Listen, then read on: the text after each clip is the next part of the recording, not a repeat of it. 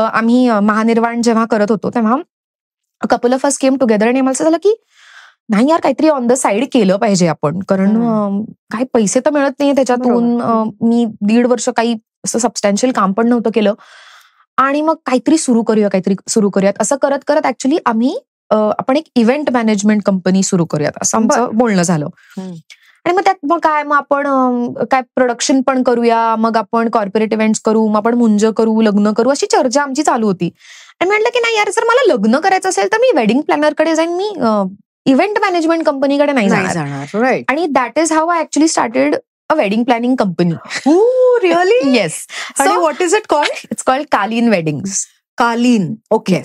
कालीन भैया. आम्ही 2019 मध्ये नाटकातलीच आम्ही काही जण एकत्र आलो आणि आम्ही कालीन वेडिंग सुरू केलं.